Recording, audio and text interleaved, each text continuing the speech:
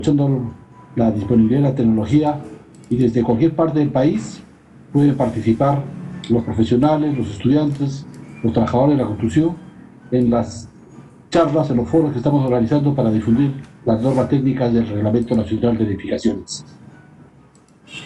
Creo que el CENCICO ha generado una gran expectativa entre los profesionales y estudiantes del sector construcción al organizar este tipo de difusión de normas técnicas que pertenecen en especial al rubro de estructuras del actual Reglamento Nacional de Edificaciones.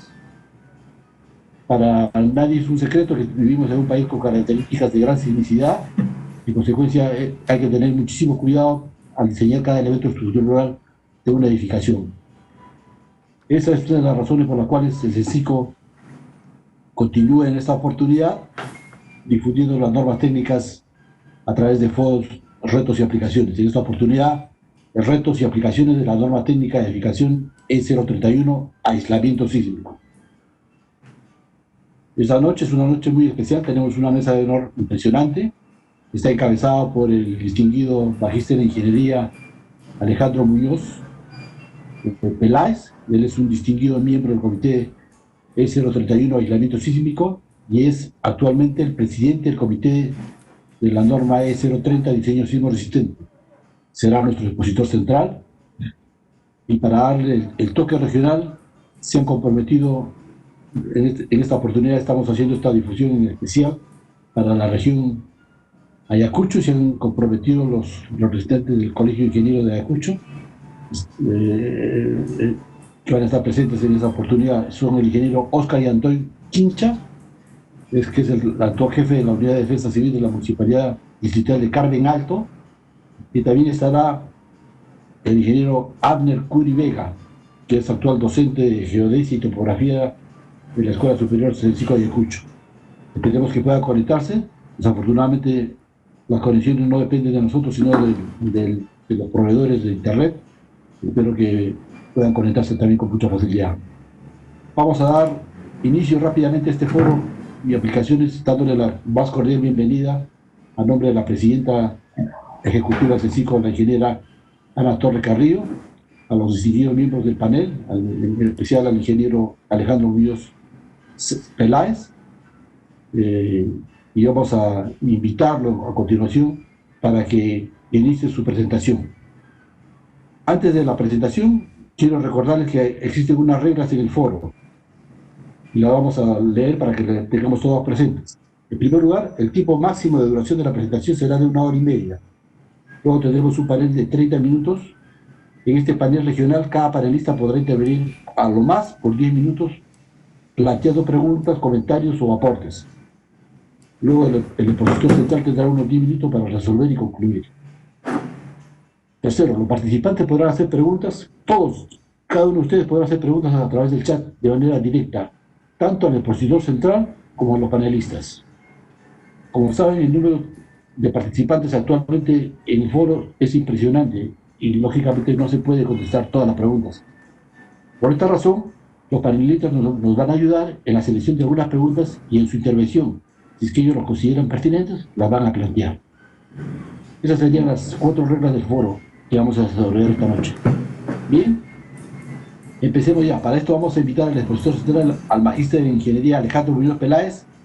Él es egresado de la Universidad Nacional de Cajamarca, es un experto en diseño de estructuras a nivel nacional, es miembro del comité la E031 aislamiento sísmico, es actual presidente del comité E030 diseño sismo resistente y es docente de posgrado en la Facultad de Ingeniería Civil de la Pontificia Universidad Católica Perú. Alejandro tiene la palabra y a continuación vamos a ver su presentación.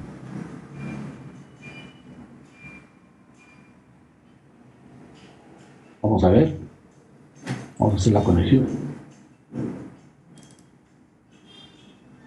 Vamos a ver.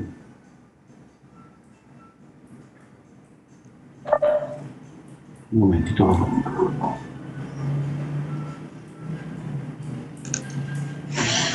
Un momentito.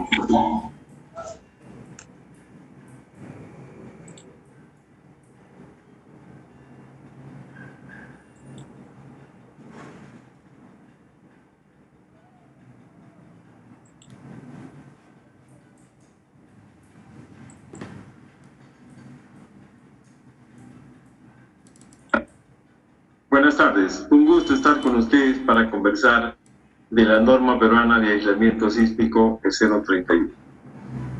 Como ustedes conocerán, esta es nuestra primera norma de aislamiento sísmico. Y en el mundo el aislamiento sísmico es relativamente reciente, 50 años más o menos. De ahí la importancia de esta charla. Según los entusiastas dicen que la más lejana referencia es de 500 años antes de Cristo, la tumba de Ciro y Mirán. Sin embargo, ya en la actualidad el primer edificio aislado se construyó en la antigua Yugoslavia en el 69, un colegio que se llamaba Pestalozzi. Y los aisladores son los que ven ahí, parecen unas llantas bastante ya deformadas. Luego el 74 el profesor Robinson inventa los aisladores con goma y plomo. Y luego sigue la historia, Japón, USA, Chile. En Perú, el primer edificio se construyó en el 2012 y luego, 7 años después, con muchos edificios ya construidos aislados, aparece nuestra norma del 2019. Esta norma fue desarrollada por varias instituciones, Ministerio de Vivienda, Ministerio de Salud, Colegio de Ingenieros, CAPECO, la Universidad Nacional de Ingeniería, la Universidad Católica del Perú, SISMIT, 2 empresas de diseño y una empresa proveedora de dispositivos también estuvo ahí. Bueno, todos sabemos que el diseño de edificios a la manera convencional permite el daño. Sí, el daño en la estructura o el daño en el contenido del edificio. Se han dado muchos casos de instalaciones hospitalarias con un daño en la estructura casi imperceptible o imperceptible, sin embargo, con un alto daño en su contenido, razón por la cual se ha tenido que desalojar, como las figuras que ven aquí. Y es muy simple, solamente bastaría hacer este pequeño cálculo. Las normas de diseño en el mundo tienen una manera muy simple de determinar la fuerza cortante de algo que llamamos el método estático. Entonces, si para esta edificación hacemos el cálculo, tendríamos que diseñar con 20% de su peso. Sin embargo, para que se comporte elásticamente, para que no sufra daño, deberíamos poder instalar 80% del peso como resistencia lateral, lo cual es literalmente imposible. El que un edificio de esa altura, como la figura, resista lateralmente 80% de su peso, es imposible. Entonces, bueno, pues va a haber daño en el diseño convencional.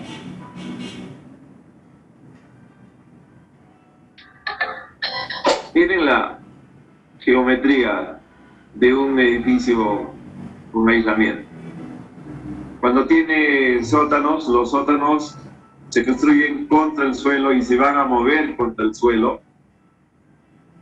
Luego vienen los aisladores y luego viene la estructura aislada propiamente dicha. Y como ven, tiene una losa adicional, tiene 2 niveles de vigas, tiene terremoto. Y ahí podemos ver que el sótano está quieto, perdón, el sótano está moviéndose con el suelo y el edificio se está moviendo poquísimo, está casi quieto. Ese es el principio de aislamiento. Poner una interfase muy flexible para que el edificio se quede casi quieto durante un gran terremoto mientras el suelo se mueve en su cimentación o en el sótano del edificio.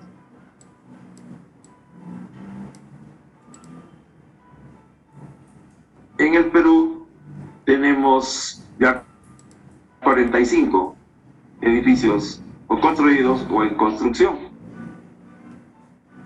En suelos S1, S2 y S3 de la norma peruana. Y miren cuál es la distribución, 62% es en hospitales, 11% en multifamiliares, 22% en universidades y en oficinas, muy poquito, 5% todavía. Más o menos la mitad está en suelo bueno, el 33% de los edificios aislados está en suelo intermedio y el 16% también existen edificios en suelos malos en el Perú, es el 16%. Los espectros de cada uno de estos suelos están acá en la figura y los periodos de los edificios aislados están por acá en esta zona. Entonces, no es que en un suelo malo está prohibido o no se pueden hacer edificios aislados. Perfectamente sí se pueden hacer con las indicaciones que da la norma que ya comentaremos en este tiempo. Esto es lo que se espera como desempeño de los edificios aislados con relación a los edificios de base. Los que tienen estos cilindritos en rojo son los edificios aislados, los otros son los de base fija. Entonces, si queremos que no exista daño estructural en un sismo leve o moderado, lo podemos lograr con aislamiento o con el sistema tradicional. Moderado también, con aislamiento o con el sistema tradicional. Sin embargo, si hablamos de un sismo severo, solo podemos lograr la estructura sin daño mediante aislamiento. No hay otra manera. Y si hablamos del contenido en un hospital, los procesadores de imágenes, las farmacias, etcétera, todo lo que es susceptible de sufrir daño por aceleraciones y toda la tabiquería, las cosas que están sujetas y de alguna manera no totalmente aisladas de la estructura, entonces solamente se puede garantizar el sistema tradicional en sismos leves. Si hablamos de sismos moderados o severos, solamente el aislamiento garantiza que no exista daño en las componentes interiores de la edificación, particiones, etcétera, y también, es lo más importante en el caso de hospitales, toda la gama de equipos médicos, equipos de control, procesadores de imágenes, etc. Muy bien, ¿cómo se desarrolló esta norma? Para contarles muy breve. Hay varios documentos en el mundo y también en el país que hablan de políticas para tener instalaciones importantes, seguras. Pero como comprenderán, pues un documento de este tipo no es una norma, no tiene uso directo desde el punto de vista de ingeniería, sino más bien son declaración de buenas intenciones, declaración de lo que necesita hacerse para que en nuestro caso le vaya bien pues a nuestros hospitales. Estos deseos de la colectividad tienen que traducirse en objetivos de desempeño estructural, es decir, quiero que mi edificación tenga este desempeño estructural y quiero que todo el contenido del edificio quede de esta manera después de un terremoto de tal tamaño, etc. Entonces, parte del comité tuvo como labor, parte de la labor del comité fue traducir estos deseos de la colectividad en objetivos de desempeño y finalmente materializar esos objetivos de desempeño en procesos de ingeniería. Lo que hay que hacer para diseñar paso a paso un edificio aislado y las restricciones que debe cumplir un edificio aislado, cuánto se debe formar, etcétera, etcétera. Digamos que este gráfico resume los objetivos del desempeño. En buena cuenta lo que está diciendo es, ven un sismo de 100 años, ven un sismo de 500 o 1000 años, no debe haber ningún daño. La norma para los edificios tradicionales trabaja con un sismo de 475 años. No dice ni exige tras sus números nada respecto a sismos mayores. Si este sismo es un sismo grande de 500 años, imagínense lo que puede ser un sismo que viene cada 2500 años. Es un sismo enorme. En ese sismo enorme, los objetivos que persigue la norma de aislamiento, el edificio debería quedar con daño imperceptible, o simplemente es el inicio del daño, son cosas que no se ven. Y el sistema de aislamiento en cualquiera de estos eventos sísmicos debería estar perfecto, sin ningún daño. Entonces el comité se reunió el 2014, comenzó a reunirse en 2014, y luego de 5 años, 80 y tantas reuniones y muchas bebidas, en el 2019 se oficializó la primera norma peruana de aislamiento sísmico. Los primeros trabajos se hicieron con, bueno, esta norma está fuertemente inspirada, sigue el esquema de norma de este documento, el ASCE 7, y comenzó a trabajarse con la versión de 2010 y se terminó el trabajo usando la versión del 2016. Esto que ven acá en 18 es cuando se terminó la norma, que bueno, se oficializó el siguiente año. ¿Qué contiene la norma? Requisitos mínimos que deben cumplir las edificaciones aisladas, metodología de análisis y diseño y protocolos de ensayo. Miren, esta es una cosa nueva, digamos, que nos puede causar dañeza, porque, por ejemplo, en la norma de diseño sismo resistente no hay protocolos para ensayar las probetas de concreto ni el acero. Sin embargo, para los edificios aislados sí hay norma, una parte de la norma está destinada a indicar qué cosas se deben hacer para ensayar los dispositivos. Creo que eso es algo muy importante, lo cual hablaremos hoy. Bueno, estos son los capítulos de la norma. Vamos a hablar de las cosas generales. Primer capítulo. Este es un edificio aislado. Como pueden ver, no tiene sótanos. El nivel del suelo está por acá. Acá se sube por una rampita. Y hasta el nivel 0 tiene una losa con vigas, etcétera, que no estaría esta losa si sería un edificio de base. Como es un edificio aislado, y el edificio tiene que estar separado del suelo, porque recuerden, el principio es esto que está aislado, se mantiene casi quieto mientras el terremoto mueve el suelo y la cimentación bajo el edificio aislado. Quien hace ese trabajo de aislar el edificio es la zona que ya veremos con un nombre propio. Entonces, esta losa, se llama la losa de base, entre comillas, tiene pues vigas, losas macizas, etcétera, etcétera, lo que sea necesario, y luego hacia arriba es lo que se va a quedar quieto. Esta losa, estos dados y todo lo que está encima se va a quedar, entre comillas, casi quieto. Entonces, en el primer capítulo de la norma hay una definición de varios términos. Este es el edificio aislado, de aquí hacia arriba. Es un aislador.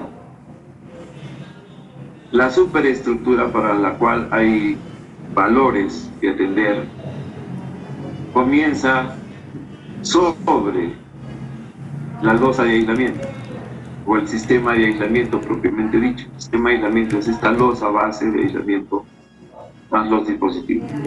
Y todo lo que está hacia abajo de los dispositivos puede ser un sótano, puede ser ya las zapatas, como ven acá, se denomina subestructura. Este es el nivel del base, esta es la interfaz de aislamiento.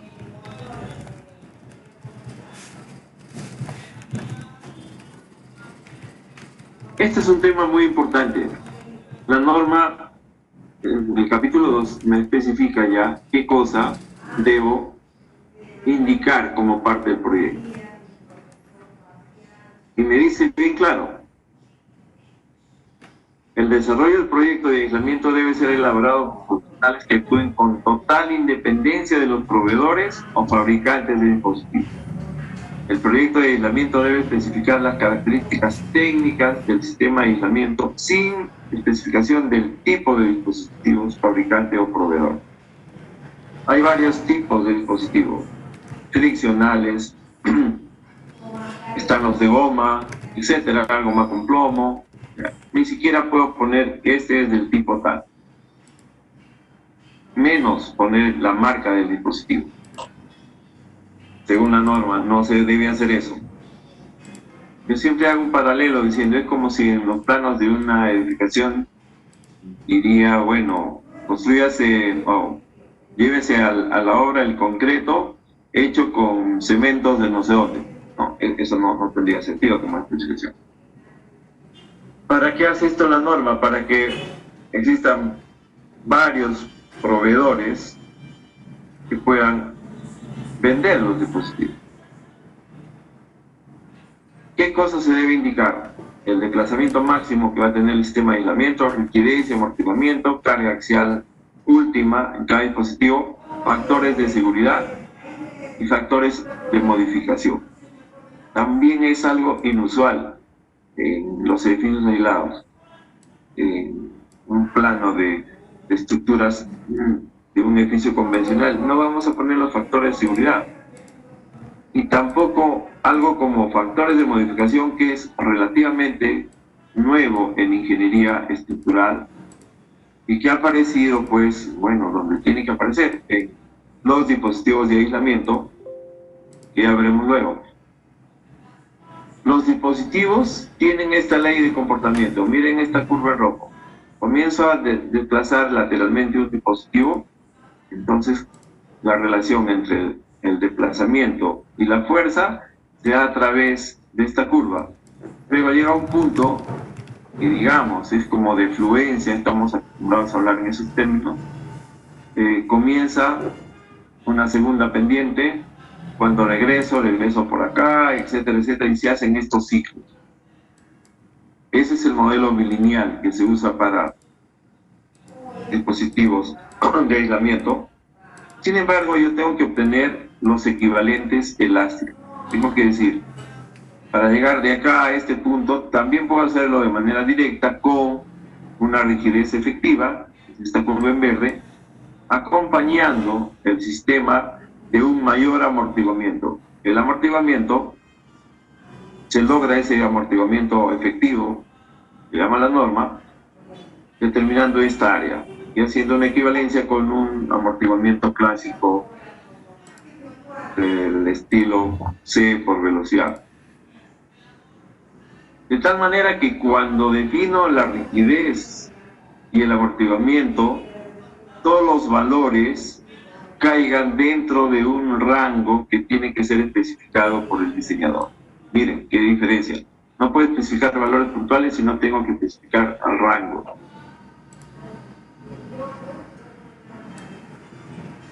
Según la norma de aislamiento, solo existen irregularidades, solo un edificio es irregular cuando presenta estas irregularidades que son traídas de la norma E030. Sí.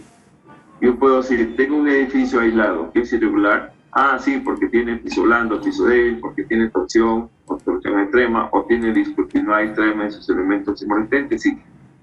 Las otras irregularidades que aparecen en la norma E030 no cuentan para calificar un edificio aislado como irregular.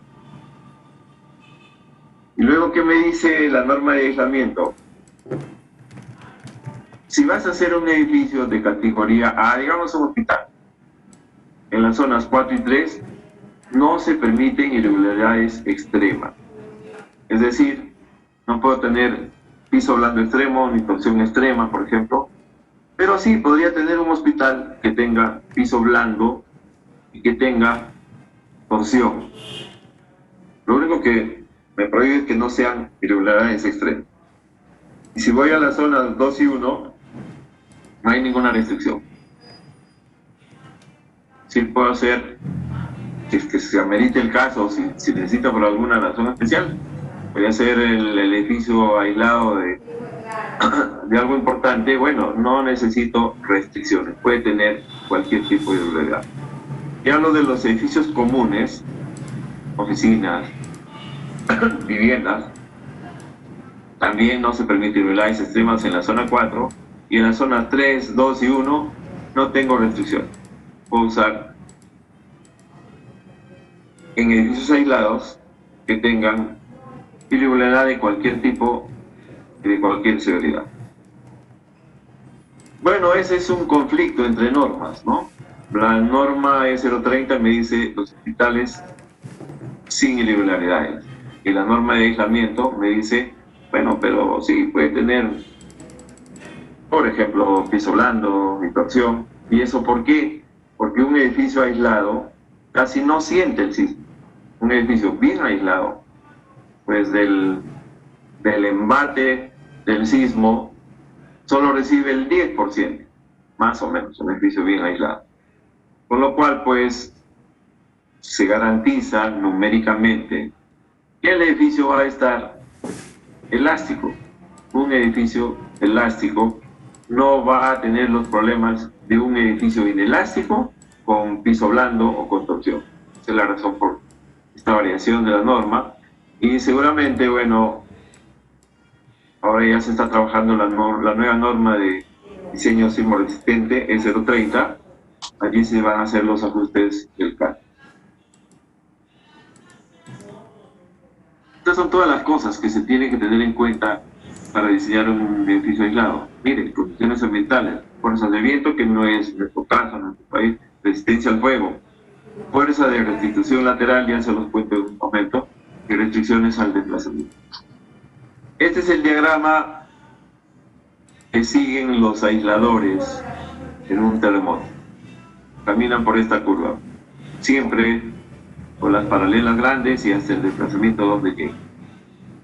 Entonces, si el desplazamiento máximo va a llegar hasta este sitio, me paro a la mitad del desplazamiento máximo, mido este valor, o calculo este valor, y debo asegurar que sea más del 2.5% del peso.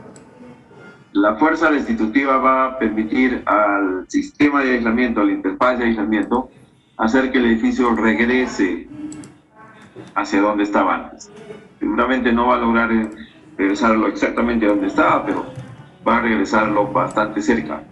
Y eso se logra garantizando que este valor de FR supere el 2.5 del peso.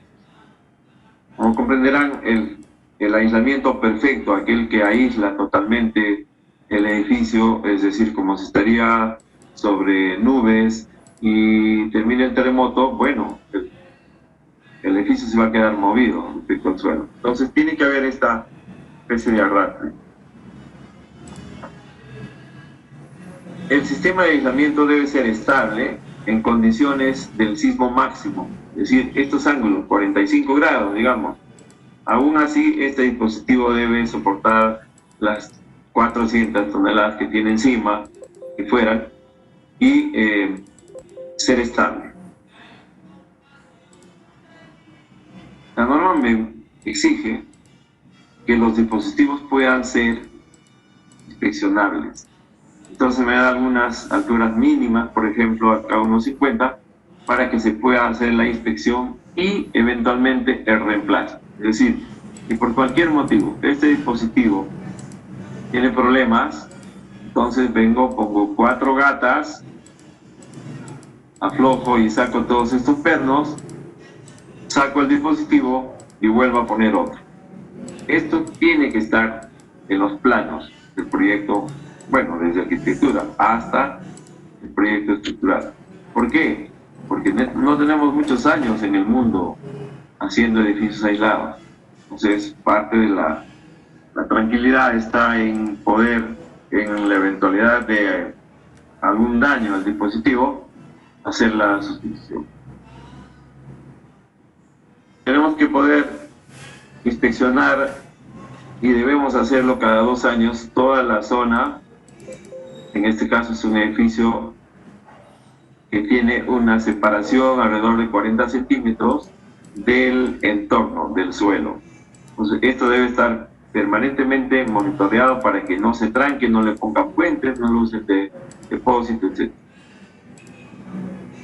Y si hay un terremoto o un evento sísmico con una intensidad de más de 6 Mercalli, entonces, bueno, hay que hacer una inspección de los aisladores.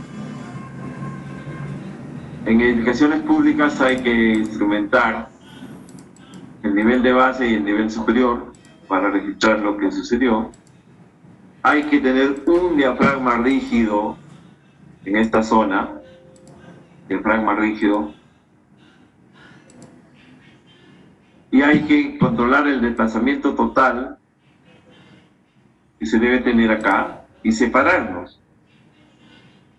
generosamente. No puede ser que el edificio aislado esté casi quieto y luego todo el suelo y junto a este otro vecino se muevan y se choquen con el edificio aislado. Bueno, hay combinaciones de carga que hay que verificar para los dispositivos muy similares a los de diseño en concreto armado. Y hay que hacer ensayos de cada dispositivo que se va a obra para determinar estas curvas de comportamiento y de estas curvas deducir, como les dije, la rigidez efectiva y el amortiguamiento efectivo. Mediante esas expresiones que ven allí. Pero el diagrama de comportamiento para análisis de edificios aislados es a través de estas curvas que están en rojo, de esta curva que está en rojo. Este punto, en cuanto a fuerza, se denomina FI, fuerza de influencia, entre comillas, y la intercepción del segundo tramo con el eje vertical se llama Q. Fue el que tendría por significado la fuerza para desplazamiento terreno. ¿Qué les parece estas especificaciones en un proyecto de concreto? El concreto puede estar entre 350 y 400, acepta eso. Luego, que el acero puede estar entre 4.000 y 4.500, acepta en obra. Pues todos dirían, no, eso no es posible, no tiene ningún sentido. Y efectivamente, para el concreto armado no tiene ningún sentido. Porque hacemos concreto hace más de 2000 años, pero solo tenemos 50 años haciendo aisladores de diferentes tipos. Entonces, otra de las razones, es que el concreto mejora con los años. Sin embargo, los dispositivos de aislamiento comienzan a sufrir el embate del tiempo, comienzan a tener achaques de diferente tipo. Por esas razones, entonces, en el diseño de los edificios aislados hay que considerar que las propiedades se modifican por envejecimiento, por calentamiento, la velocidad de carga, el CRAI, los mismos procesos de fabricación, etc.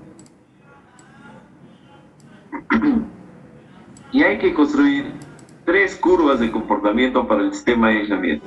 La curva en rojo es la nominal, digamos. Perdón, la curva en verde es la nominal. Luego puedo pensar que la goma se ha endurecido con los años. Entonces tengo que trabajar también con esta curva en azul. Y luego puedo pensar que por alguna razón especial el dispositivo se ha hecho más flexible. Y entonces tendré que hacer los cálculos y todas las simulaciones con la curva en verde. Perdón, con la curva en rojo. Entonces, no es que se va a diseñar para un valor, no es que se va a estudiar el comportamiento del edificio para un solo valor de las propiedades, sino hay que hacer el estudio pensando en 3 situaciones. Primero, el nominal. Luego, cuando pienso que la goma se ha endurecido, entonces tengo que entender que el sistema de aislamiento se ha desmejorado, porque el sistema de aislamiento debe ser lo más flexible posible. Entonces, si el sistema de aislamiento se ha desmejorado, va a haber más sacudida en la superestructura. Tengo que analizar para ese caso.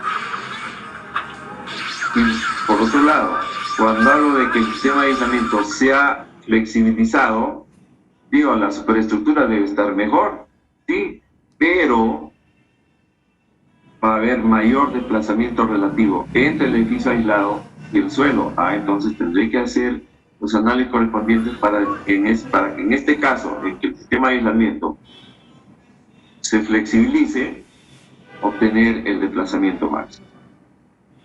Obtener también el FR del que hablamos hace un ratito. Ya. Miren cuánto espera de variación la norma para estos factores. Primero que la norma ha dividido en dos clases de dispositivos. Clase 1, que son los de fabricantes de mayor data, de mayor experiencia, y los fabricantes que se llama clase 1, y los fabricantes nuevos en dispositivos. Imagínense cuánto es nuevo, si en el mundo haciendo dispositivos tenemos 50 años, ¿no? Entonces, los que están en clase 1, pues ya tienen décadas. Los que están en clase 2 son muy nuevos. ¿Qué me dice? Por ejemplo, me dice, mira, vas a modificar la curva bilineal con valores de 1.3 para cuando quieras considerar que se ha rigidizado el sistema de aislamiento, por 1.3. Si es que usas aisladores de bajo amortiguamiento o amortiguamiento con flow. Sin embargo, si vas a usar aisladores friccionales por 1.6, es decir, 60% de variación. Pero si vas a usar friccionales y además con lubricación, es decir, hay dispositivos pendulares a los cuales le ponen lubricantes para bajar la fricción, para bajar el coeficiente de rozamiento, a esos tienes que pensar que se va más que duplicar la rigidez, entre comillas, del dispositivo. Estos son para los de clase 1, para los mejores productores de dispositivos. Sin embargo, si vas a usar proveedores que son recientes, digamos, en el mercado, si son de goma y plomo, por 1.8. Miren, 80% más de rigidez. Y si son los friccionales lubricados, por 3.2. Y con todas esas variaciones yo tengo que hacer que funcione en la superestructura, que funcione bien, que no tenga derivas, que no tenga aceleraciones que causen daño. Si el aislamiento está para hacer que el edificio no tenga daño después de un terremoto. En cuanto al ablandamiento del dispositivo, miren, 0.8 en todos los casos. Puedo pensar que el dispositivo se ha flexibilizado 0.8. Y en el caso de los de clase 2, 0.8, salvo para los friccionales. Castigan con 0.6. Ese es el enfoque del diseño de un edificio aislado. Tengo que hacer análisis en circunstancias en que el dispositivo se endurezca o en circunstancias en que el dispositivo se ablande. Y entonces, con el límite superior tengo una curva, con el límite inferior la otra curva en rojo, y tengo que hacer análisis por separado. Y luego obtener los valores más grandes de deriva, por ejemplo, los obtendré, o de deformación del edificio, los obtendré con esta curva. La junta de separación los obtendré con esta curva, el FR con esta curva, etc. De tal manera que podemos imaginarnos que si este es el valor nominal de la rigidez, por ejemplo, o el amortiguamiento efectivos, va a dar un salto hasta este otro valor. Creció la rigidez, creció el amortiguamiento, luego decreció la rigidez o decreció el amortiguamiento. Pero el que diseña tendría que dar un rango mayor para que pues puedan entrar a la venta de dispositivos la mayor cantidad de proveedores. Eso es lo sano.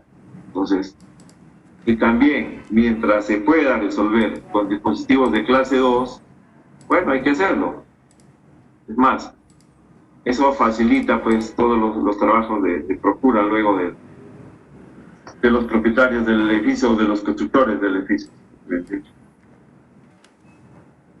¿Cómo es el sismo contra el cual diseñamos? ¿Cómo es el sismo en términos de ingeniería? Es cómo se va a mover el terreno, cómo voy a describir el movimiento del terreno. Entonces, primero la versión más simple, ¿cómo son los espectros de diseño?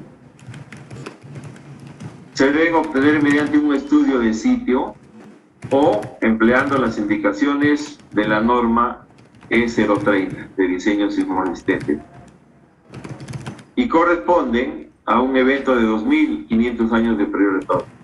Pero la norma solamente me da para 500 años. ¿Cómo hago? Pues muy simple, con un factor de pase.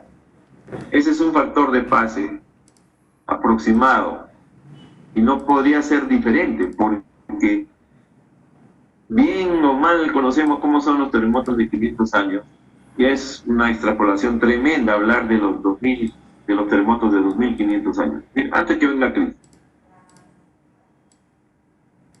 Y luego, si voy a usar los espectros que me da la norma E030, y quiero usar esos, lo más práctico, tengo que verificar que tengo derecho a usar esos espectros mediante ensayos de microtrepidación, con los cuales voy a determinar el periodo del suelo, T sub S. Esto no es T sub P. T sub P de la norma E030 es el extremo derecho de la plataforma de nuestro espectro. Por ejemplo, para roca o suelo rígido, el T sub P, la plataforma de nuestro espectro va hasta 0,4.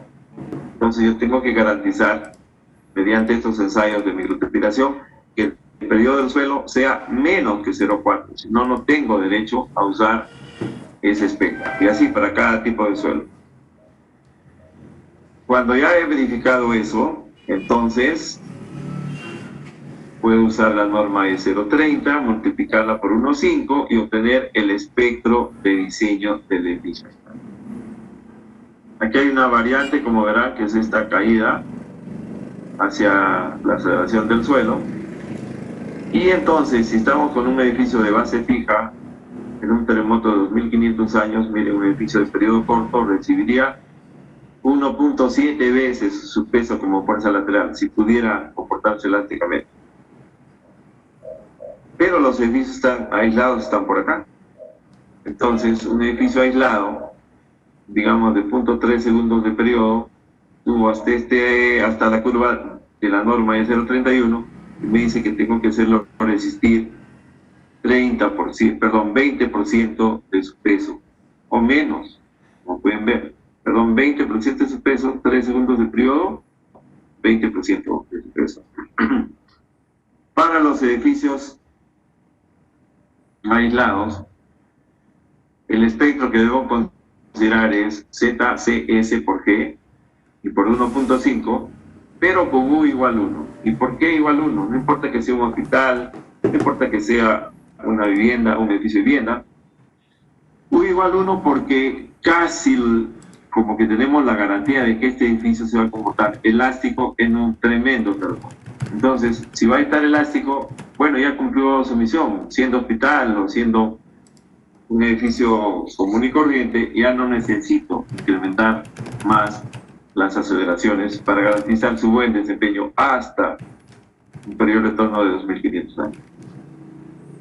Estos son los espectros para la zona 4 y en los 3 tipos de suelo, para la zona 3 y en los 3 tipos de suelo. Como pueden ver, así tengamos un suelo S3 de la norma peruana, tranquilamente podemos aislar, porque los edificios aislados están acá. No es que se va a producir una sintonía entre el sistema aislado y el periodo del suelo. No, porque el periodo del suelo está por acá. El periodo del suelo está por acá dentro de las plataformas y hemos garantizado que eso sea así mediante un ensayo de microtrepidación. No puedo hacer un edificio aislado si no he desarrollado, bueno, lo han desarrollado los geotecnistas, y los geotecnistas nos han entregado un valor del periodo del suelo y nosotros chequeamos de que esté dentro de la plataforma con esos márgenes que vimos. Cuando eso no sucede, es obligatorio que se haga un estudio de sitio, que es un estudio mucho más elaborado, mucho más fino, para determinar cuál sería el espectro de incendio. Miren, acá hay dos casos muy interesantes que les quería comentar. En Villa El Salvador, en Lima, la norma E030 me dice, tienes que estudiar las velocidades de onda en 30 metros de profundidad. Ok, se hace el estudio y determina que las velocidades son 456 metros por segundo. Bueno, entonces digo, voy a la norma de 030 del 2018 y es un suelo intermedio. Califica como suelo intermedio. Sin embargo, luego voy a ver el periodo de vibración y me doy con la sorpresa de que el periodo de vibración es 0,85. Es decir, ya no podemos usar S2. Y si regresamos a la tabla un ratito, a ver, ¿puedo usar S3? Tampoco, porque me salió 0,85. Entonces, ¿qué es lo que se tiene que hacer? Un estudio específico para este sitio. Con lo cual les alerto, yo puedo tener un suelo regular que tenga velocidades de ondas importantes. Sin embargo, si es un estrato muy profundo, el periodo del suelo se va a alargar más y más, tanto como ven acá, 0,85. Otro caso en Trujillo, igual, velocidades de ondas a cierta profundidad, 600 metros por segundo de velocidades. Vamos a la norma y me dice, uy, excelente, es un suelo S1. Pero como tenemos que comprobar, entonces vemos el periodo y nos sale un valor similar al anterior. Miren, 0,85. Nuevamente, las velocidades o la clasificación del tipo de suelo desde el punto de vista dinámico no tiene directamente que ver con la resistencia portante en superficie. Este método para medir los 30 metros, etcétera, no resulta siendo bueno. Entonces lo que se hace en estos casos es encargar un estudio para que nos den señales en el tiempo, señales de aceleración simuladas, etcétera, con procedimientos, de lo que sería en el lugar de la obra para este suelo, etcétera, etcétera. Y también un espectro. Ahí tienen los espectros de sitio, un caso particular. Sí está avanzando. Y hay casos en el mundo que se salen fuera de lo esperado, ¿no? Es decir, ¿cómo son los espectros? Ah, bueno, tienen una zona creciente, sube, más o menos se mantiene y luego comienza a bajar, ¿sí? De una sola montaña. Sin embargo, miren, en el terremoto del 2010, este es el espectro con doble joroba de un terremoto grande, es cierto, pero que no calza con la visión que tenemos de los espectros comunes y corrientes. En rojo está otro espectro de un sitio también bastante problemático, que es la Ciudad de México, en el terremoto del 85. Estamos hablando de periodos de 2 segundos, ¿no? Para México, y ya no, pues jamás va a clasificar como un suelo S1, S2 o S3 de nuestra norma, o estamos hablando de la doble joroba, como el caso de Concepción.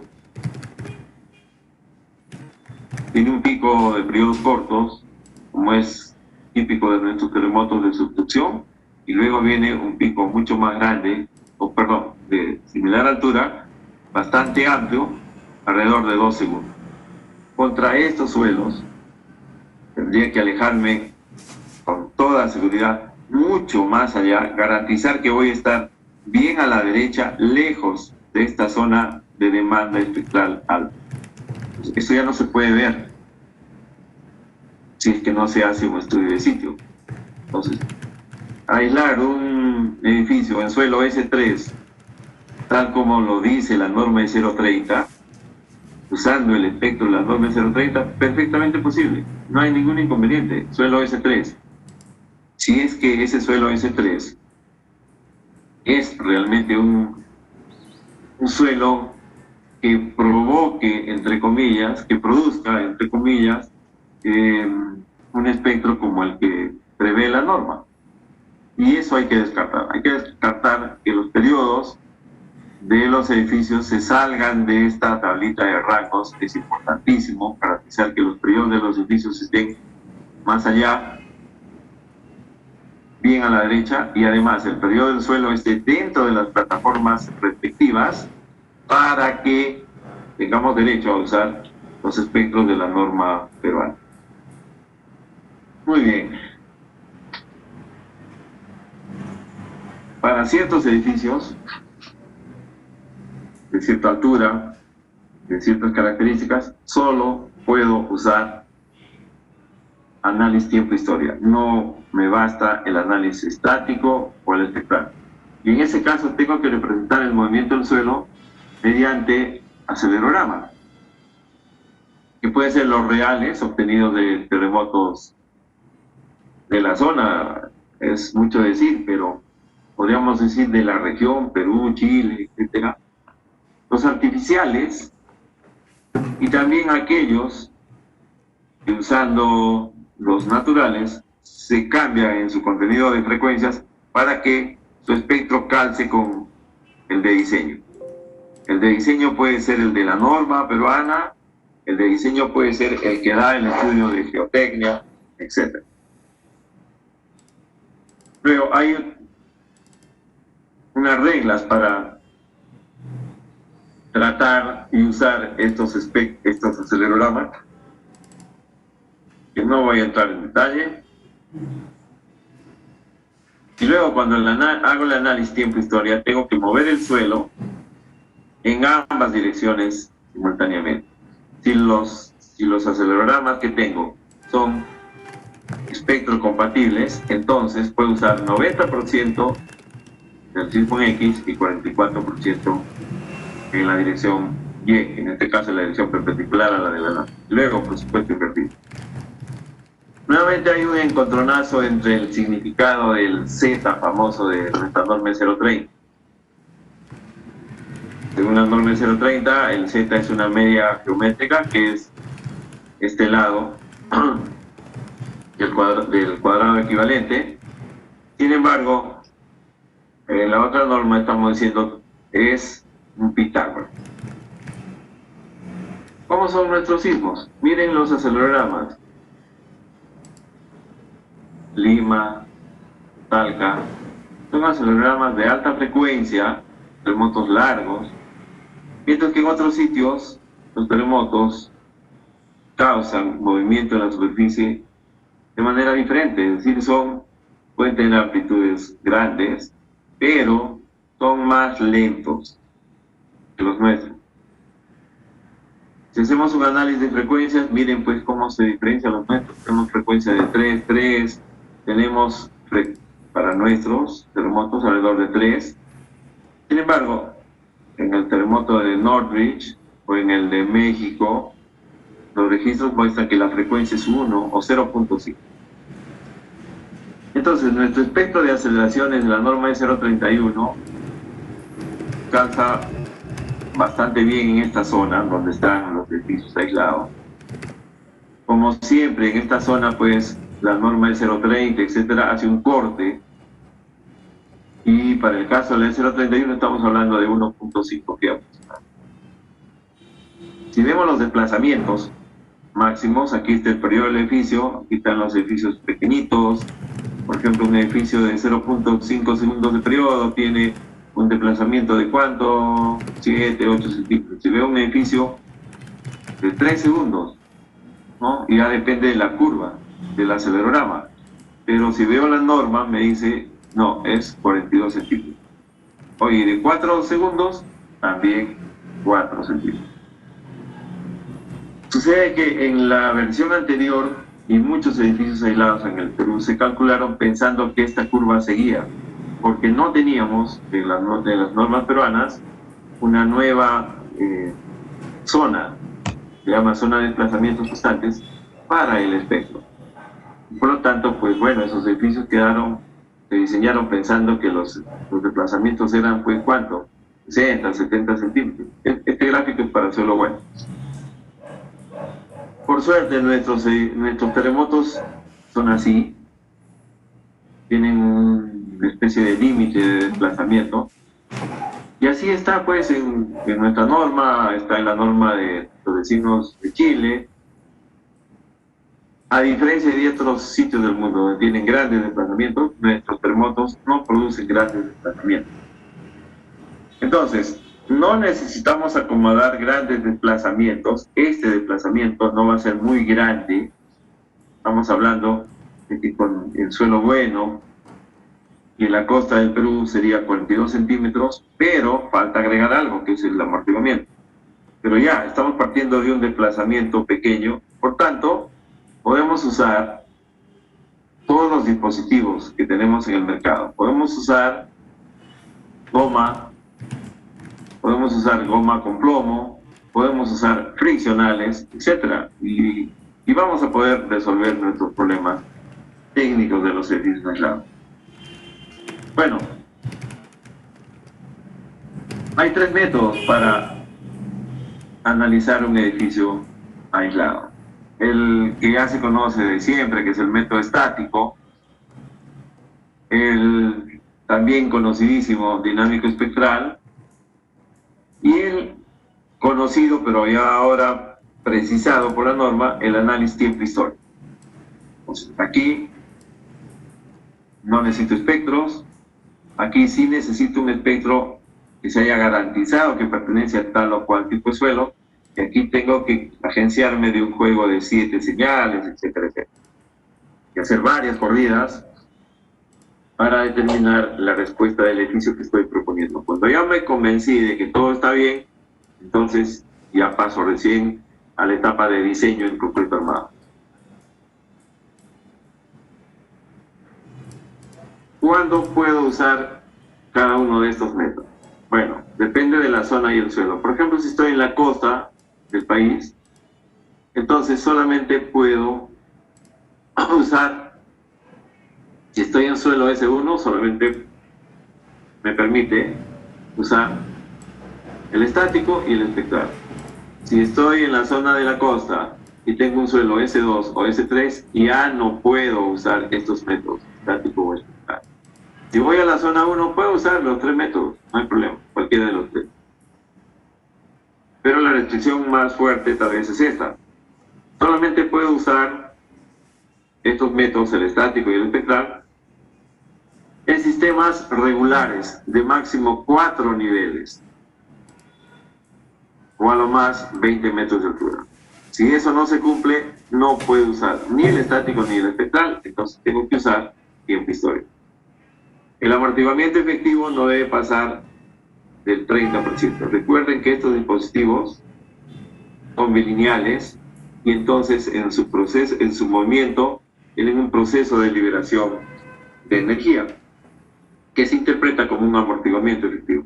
Bueno, eso no puede pasar del 30%. Si ya pasa el 30%, tengo que usar análisis. Algunas condiciones más. Restricciones al uso del análisis tiempo-historia, ninguna. El método de fuerzas equivalentes. Esta es una vista en planta del edificio. Tengo que calcular primero el desplazamiento traslacional, se llama DM, y luego el desplazamiento que además del traslacional incluye la torsión. Y el cálculo es extremadamente simple. Miren lo simple, que es este número. Y con este número se van a controlar los resultados del espectral o del tiempo historia inclusive. Es decir, de estos pequeños cálculos nadie nos libra. Tenemos que hacer, además que sea el método estático, y del cual se desconfió mucho, tenemos que hacer estos pequeños cálculos porque solo así podemos restringir o usar bien los resultados de los análisis más sofisticados. Calculo el periodo, suponiendo que el edificio es un bloque rígido que no tiene deformaciones entre sí, si sumo toda la masa de estos pisos, o el peso, en esta fórmula, peso entre eje de la masa, divido entre la rigidez del sistema de aislamientos y obtengo el periodo. Y luego voy a la fórmula del espectro de aceleraciones, que ya vimos hace un rato, divido la aceleración entre omega cuadrado. Omega cuadrado es esto. Es decir, SA entre omega cuadrado es el espectro de desplazamiento que está acá. Y luego divido entre un valor que me permite considerar que el sistema de aislamiento tiene más amortiguamiento y que por lo tanto puedo reducir este espectro. Recuerden que los espectros de la norma peruana, en general de las normas que el mundo están hechos para 5% de amortiguamiento. Como el sistema de aislamiento va a tener 10, 15 o hasta 20 eventualmente, entonces hago una reducción. Para llegar a esta otra curva y decir, bueno, entré con el periodo del sistema aislado, obtuve este valor y luego tengo que descender por amortiguamiento. Comprenderán que si yo bajo el desplazamiento, es decir, si logro que el desplazamiento del sistema de aislamiento sea muy, muy pequeñito, entonces estoy prácticamente condenando a que el edificio ya no sea aislado. Por decir algo, si esta curva estuviera por acá y el desplazamiento es 5, entonces sí tengo serios problemas, porque el edificio va a estar siendo muy arrastrado por el suelo, porque no hay esa libertad de desplazamiento entre el edificio aislado y el suelo propiamente dicho.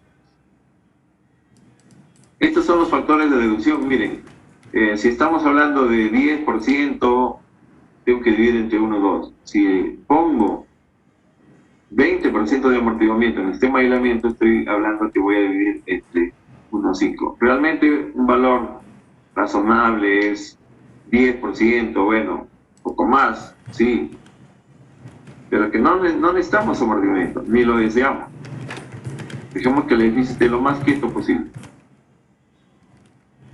Hay que incluir la torsión, como ya les comenté, mediante estas expresiones. Y luego, ¿con qué fuerzas vamos a diseñar? Cuando tenemos el desplazamiento traslacional, multiplicamos por la rigidez del sistema de aislamiento, que es una rigidez bajísima, y obtenemos esta fuerza. Esta fuerza es la fuerza cortante que atraviesa los aisladores. Vamos a poder subir, es decir, prácticamente quitar la fuerza de inercia del nivel de base, llegamos a este sitio, y esta es la fuerza cortante de la superestructura. Entonces, expresiones muy sencillas para pasar a la fuerza cortante de la superestructura.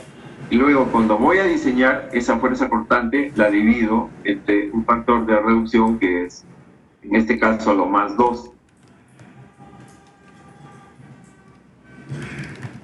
¿Y cómo garantizo que sea elástico?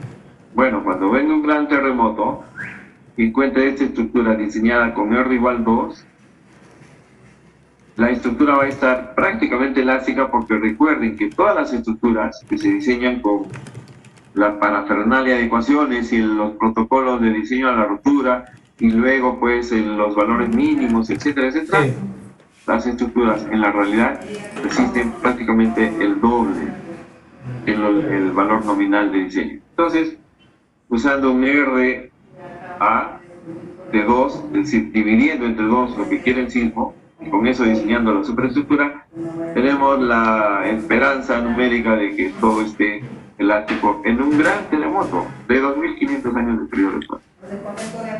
No. Bueno, eso es lo que les decía. La subestructura, todo lo que va hacia abajo, sí se diseña con un R de 1.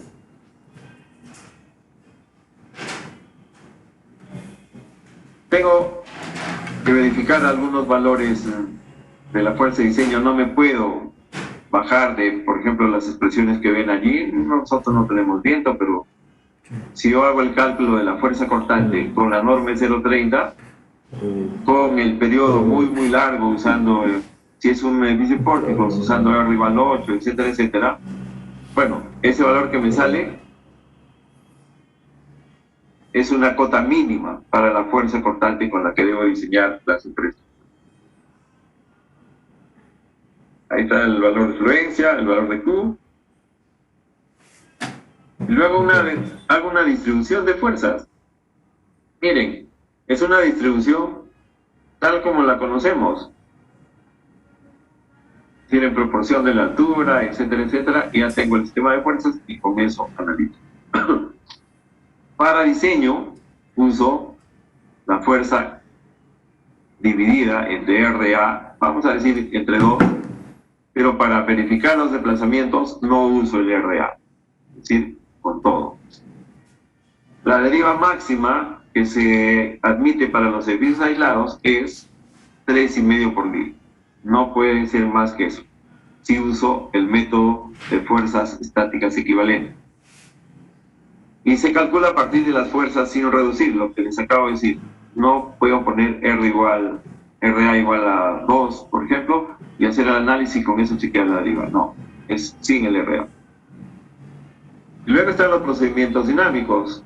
El más conocido es el espectral. Ya tengo un espectro porque lo obtuve de la norma 030, porque tengo derecho a usar la norma 030, ya verifiqué el periodo del suelo, o porque es un espectro que me lo dio un geotecnista, especialista en periodos sísmicos y geotecnia, por supuesto. Y entonces en ese caso tengo que usar 100% del espectro en una dirección y 30% del otro. Miren qué diferencia con relación a la norma 030. La norma 030 era 100 en un sentido y nada en el otro. Aquí no. Tengo que considerar el efecto P delta. Estas cargas que vienen por las columnas producen un momento respecto a este punto. Ese momento se tiene que considerar para el análisis y el posterior diseño. Cuando hago un análisis tiempo-historia, como dijimos, tengo que poner las señales 90% en un sentido y 44% en otro sentido, si es que las señales son espectrocompatibles. Bueno, ahí están los demás requisitos, 7 señales, y luego los valores los obtengo del promedio de los resultados. Voy a tener pues un desplazamiento de este punto, este aislador de no sé cuántos para tal señal, otro valor para la otra, voy a tener 7 valores. Luego, ¿con qué valor me quedo? Con el promedio. Los aisladores se tienen que calcular en cuanto a desplazamiento, mirando las dos componentes, en X y en Y. Como el edificio se va a mover en los dos sentidos al mismo tiempo, tengo que construir esta gráfica, donde tengo el desplazamiento en X, el desplazamiento en Y, y luego tengo que ver el punto que más dista del origen, ese es el desplazamiento. Yo tengo que garantizar que el dispositivo debe estar perfecto en esas condiciones del sismo severísimo. Entonces, si hago un análisis espectral, 3,5 por 1000, o de fuerzas estáticas equivalentes, pero si hago tiempo-historia, la norma me dice, bueno, puedes ir hasta 5 por 1000. Entonces, ustedes se preguntarán, la norma de edificios convencionales de base fija me permite hasta 7 por 1000. Entonces, ¿qué he ganado restringiendo un edificio aislado a 5 por 1000? Seguro que se va a dañar bastante. Y vamos a ver qué hay de esto.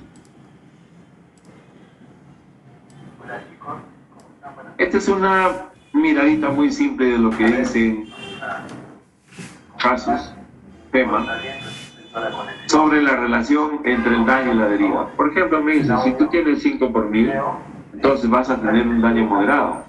Uy, entonces esto está corroborando la inquietud que tenía hace un momento. Si yo permito que el edificio aislado tenga una deriva de 5 por 1000, este ángulo, 5 por 1000, casos me dice, vas a tener un daño moderado.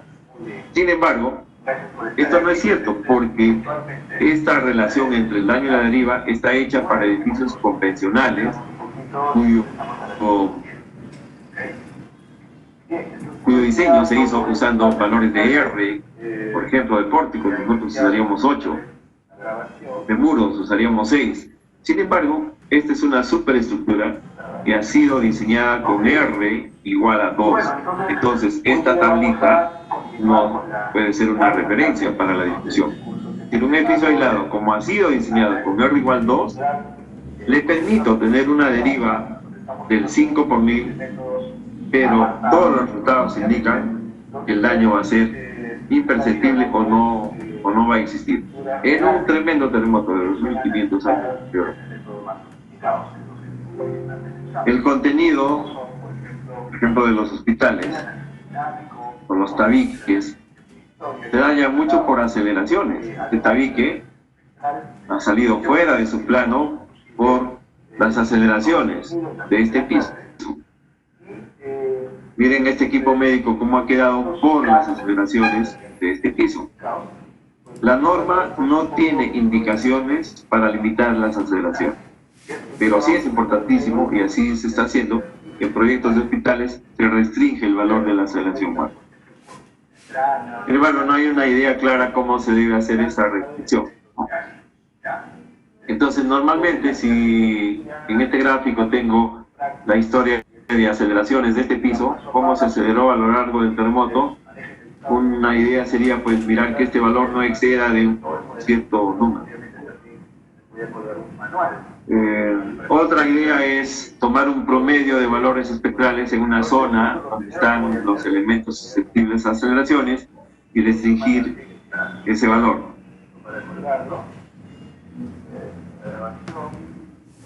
La norma dice, mira, tienes que tener una revisión. En el mundo, el aislamiento sísmico anda por los 50 años, y entonces cualquier proyecto de diseño de edificios aislados debe ser verificado.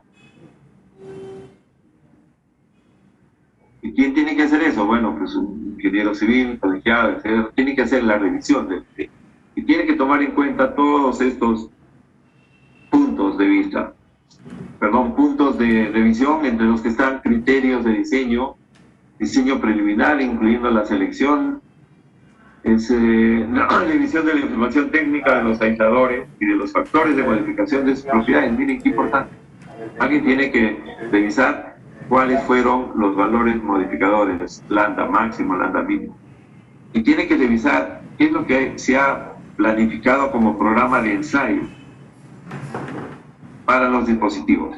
Esa es parte del proyecto. Hay que decir, el programa de ensayo de los dispositivos es este, y por lo tanto se tiene que seguir rigurosamente. Y luego el revisor tiene que verificar que esto esté como parte del proyecto.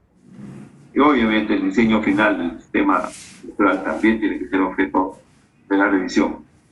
Los ensayos. Hay unos ensayos de cualificación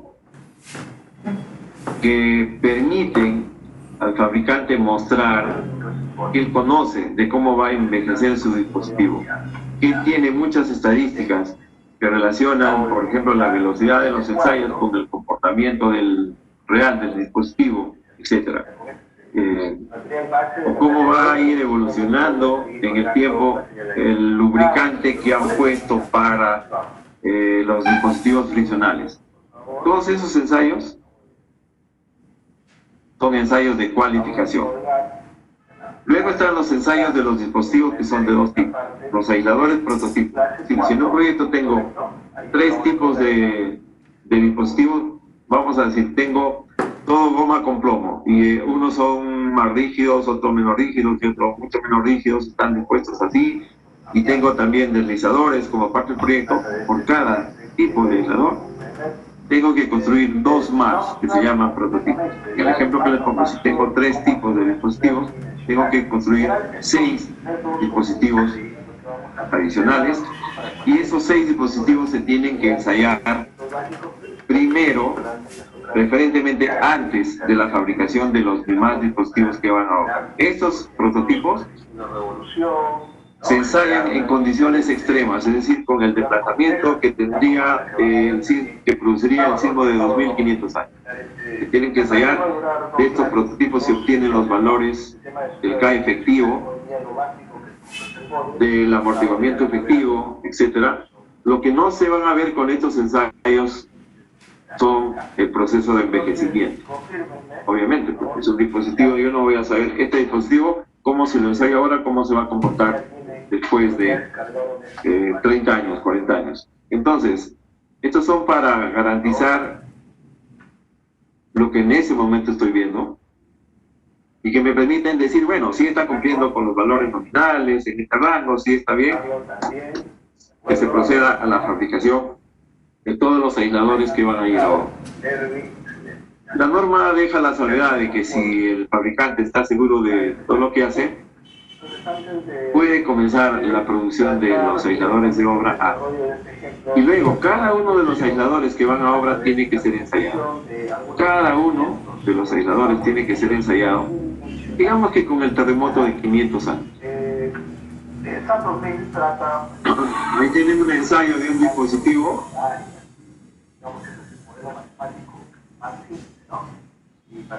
Miren la inclinación, más de 45 grados, con una carga enorme encima ahí, el horno de 300 toneladas. Termina el ensayo, se verifica el dispositivo, la integridad, etcétera, etcétera, y con los valores registrados se trazan las curvas y determinan los valores de K efectivo y amortiguamiento efectivo, que son los nominales.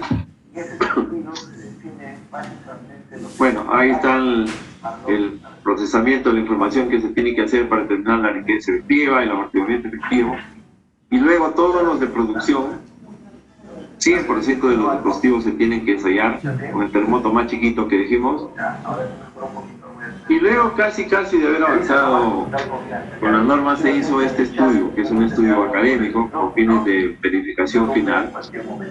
Este es uno de los bloques de un hospital en el sur del país, que originalmente se diseñó en ese momento no había norma de aislamiento, siguiendo las indicaciones del ASC 7 2010 o 16, no recuerdo bien, pero tenía el inconveniente de que la predicción de desplazamientos estaba exagerada, es decir, seguía con la curva inclinada cuando debía irse ya por el tramo horizontal.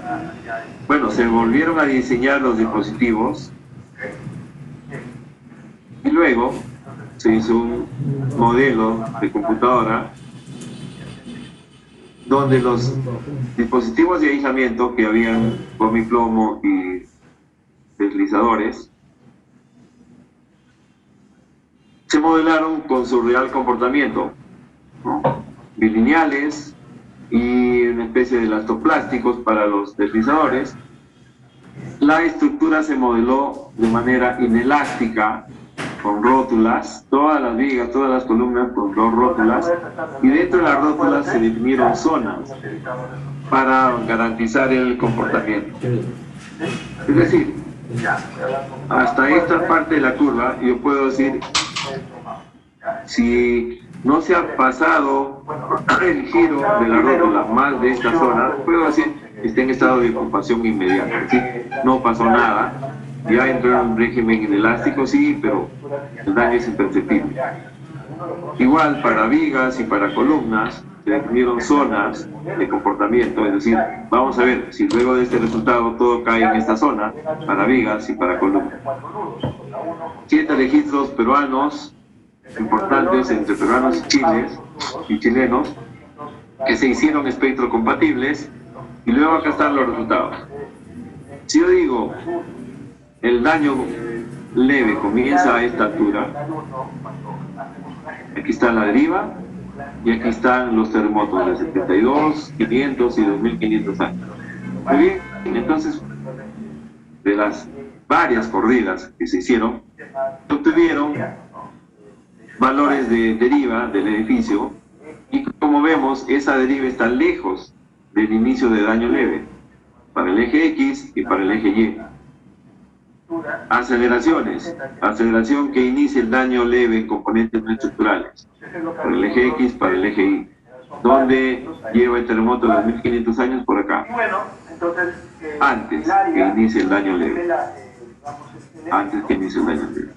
Y si vemos, como que seguramente es lo que más nos interesa como ingeniería estructural, si vemos dentro de las columnas, dentro de las vigas, el daño leve comienza en 1, es decir, el giro inelástico de las rótulas está normalizado a 1, y todo lo que es menor que 1, pues es daño imperceptible o no daño.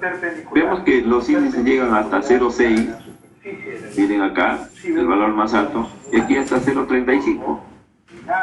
Entonces, las columnas estarían por 0,6 de comenzar el daño imperceptible, es decir, no tienen daño prácticamente. Y las vigas están pues por bajo 0.3. Bueno, entonces con todo esto vemos que el diseño, siguiendo la norma, satisface el comportamiento estructural. Las rótulas se abrirían nada prácticamente y los edificios estarían pues perfectamente listos para seguir funcionando. Es más, ya como ustedes sabrán, en el mundo hay varios casos de hospitales, por ejemplo, que grandes terremotos han seguido en cirugía sin ningún problema, ni siquiera se han dado cuenta que había un terremoto grande fuera. Vamos a hablar un poquito del diseño. El primer punto, tenemos que sintonizar el sistema de aislamiento con la superestructura. No es que cualquier edificio lo pongo sobre aisladores y ya está bien. Se trata de un nuevo sistema dinámico. Las frecuencias se han corrido, ya no encuentro el periodo fundamental que tenía antes, que era la forma, ya está. Es otro sistema dinámico que tengo que armonizar para lograr que el sistema de aislamiento sea efectivo, para lograr que el edificio se quede casi quieto. Entonces, la clave más simple es alejar el periodo que tendría el edificio sin aisladores del periodo que tendría el edificio con aisladores. Esto se llama periodo de base fija y periodo de base aislada. Entonces, mientras más grande sea este salto, se acostumbra a usar valores de 3, de aquí para acá, 3. En algunos casos hay que hacer el esfuerzo por alargar más. Eso es una medida directa de cuánto es la deformación de la estructura respecto al desplazamiento del suelo. Es en función del cuadrado, del cociente de estos dos valores. Entonces, ¿cómo puedo lograr esta sintonía?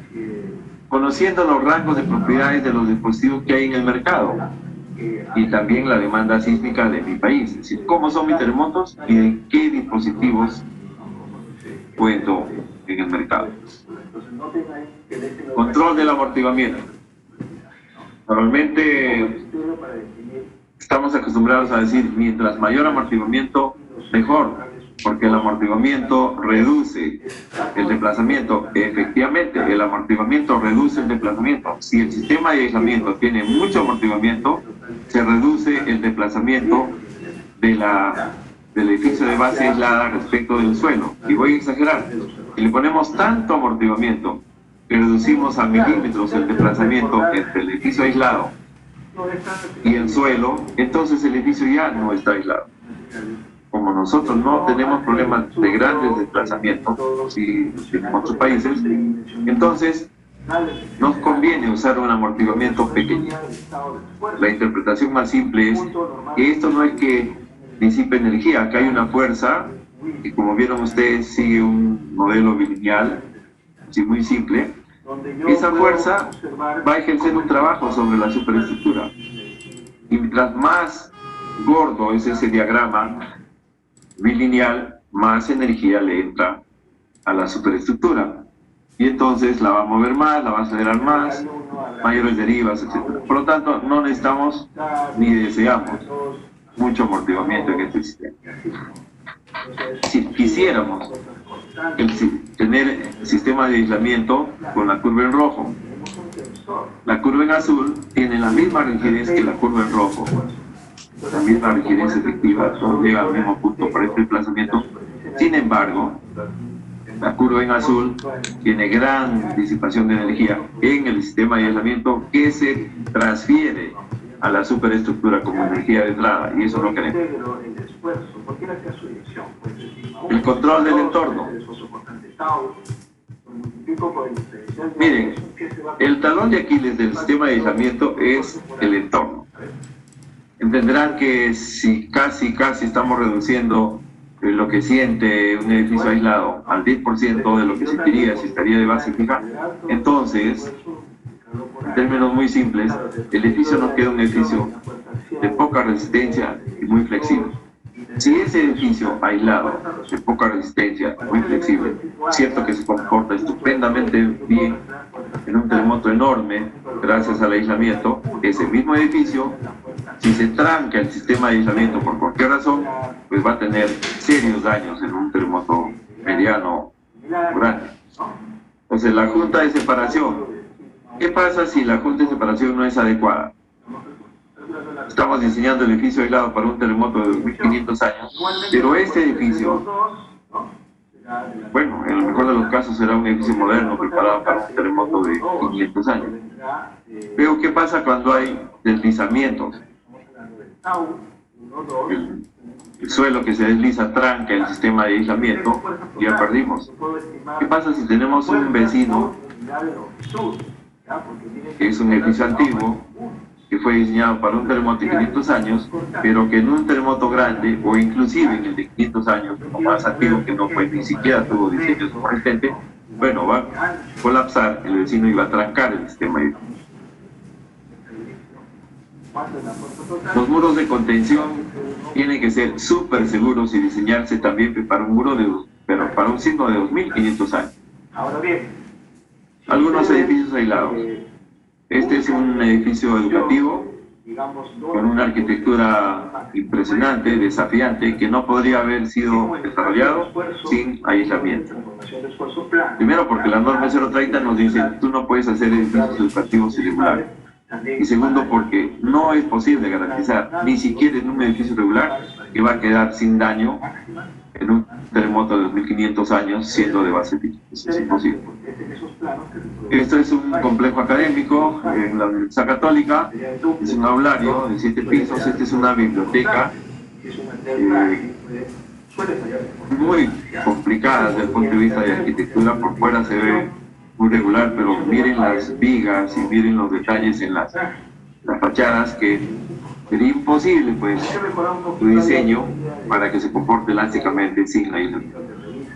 Este es el edificio madre de 17 pisos, el más alto aislado en este momento en el país. Hay en varias universidades ya edificios aislados, y este es el edificio que se está construyendo de la SBS, un edificio muy grande, muy importante en Lima. Y uno de los primeros edificios de oficinas que se construyeron fue para Graña y Montero. Se construyó este edificio para una nueva sede gerencial en Lima. Primero se hizo el diseño de base fija. Miren cómo es el edificio cómo iba a ser el edificio de base fija, con placas por acá, placas en las vías, en las escaleras, etc. Y ni pensar pues que este edificio así de base fija iba a poder sobrellevar un evento de 2500 años de anteriores. Luego se cambió la estructura, se sintonizó con los posibles sistemas de aislamiento, se transformó todo a columnas, y en el gran terremoto miren la deriva que tendría, 2,5 por mil. El periodo del edificio aislado es 3.5 segundos. El cortante de diseño, 5% de su peso. 5% de su peso. Este es el edificio del INEC, es un edificio de salud muy importante. Tiene 11 pisos aislados, de los cuales 9 están sobre el suelo, y el primer sótano también está aislado. Es decir, el esquema de aislamiento está a este nivel. Entonces imaginarán este muro de contención que no tiene que tocar al edificio aislado, porque el edificio aislado comienza en este sótano. Tuvo que diseñarse para un terremoto enorme de 2500 años de periodo de retorno. Imaginarán lo grueso que salió el muro para garantizar no solamente que no tenga daño fuerte en un terremoto, sino más aún que no hay posibilidades de que se voltee, porque si se voltea o cede un poquito más de la cuenta, entonces tranca el sistema de aislamiento. Tuvieron valores muy buenos de respuesta, 3 por 1000. Originalmente en el proyecto estructural se trató de incluir en el sistema estructural estos muros de concreto de 60 centímetros y losas muy pesadas de 60 también de ancho, pensando en que podría integrarse al sistema estructural y que todo seguiría igual. Cuando se hizo eso, no funcionó. Tracciones de 300 toneladas en los dispositivos. Es algo que también hay que cuidar. Los dispositivos no pueden ser traccionados. la capacidad de tracción es mínima y hay que chequear que durante el gran terremoto ningún dispositivo esté traccionado por efecto del volteo, ¿no? Imagínense acá un momento grande en este muro, entonces quiere traccionar a estos dispositivos porque además no tienen mucha carga axial. Bueno, eso no funciona. Entonces se separaron los muros de concreto y ya la cosa comenzó a caminar, pero además de eso se tuvieron que flexibilizar algunas vigas. ¿Qué sucede?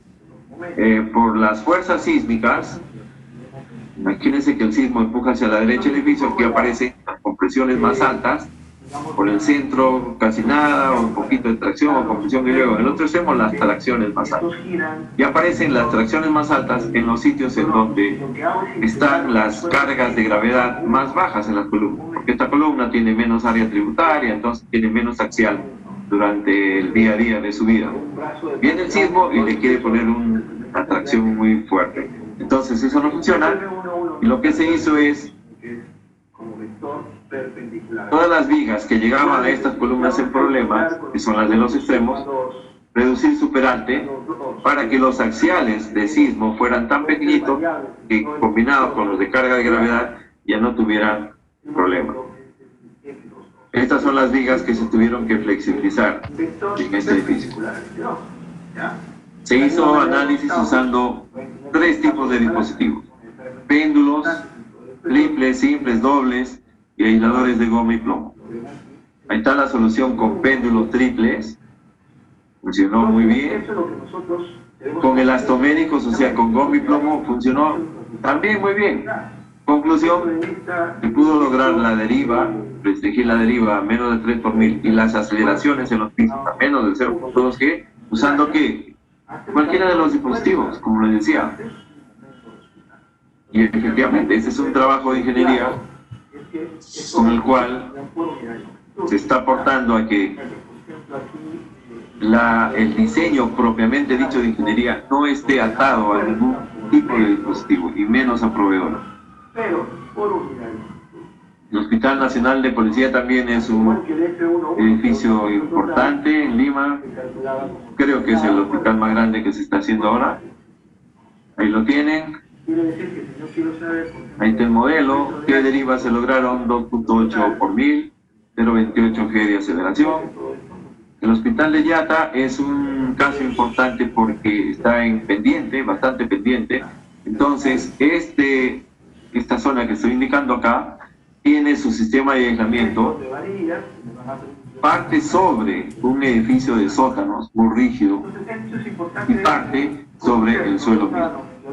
No hay otra manera de hacer el aislamiento, es imposible manejar de diferente manera. Entonces, acá hay un gran muro de contención, y ese muro de contención lo que hace es apoyarse en este bloque de sótano muy largo, muy poderoso, y a su vez este bloque de sótano sirve para soportar el sistema de aislamiento. Ahí tienen una planta con los diferentes bloques.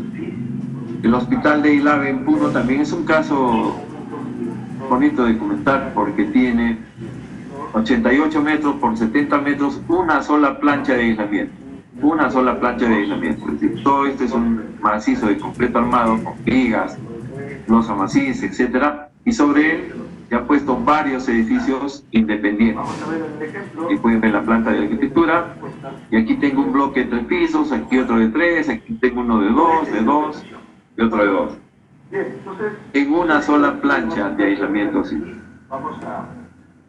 Bueno, ahí está el modelo integral, y luego la distribución de los dispositivos. Se trató de poner dispositivos más rígidos en esta zona porque el centro de masas de todos los edificios puestos encima está por esta zona. Entonces, por acá edificios más rígidos, perdón, dispositivos más rígidos, por acá dispositivos en el que explicaba menos rígidos. Documentos, ¿no?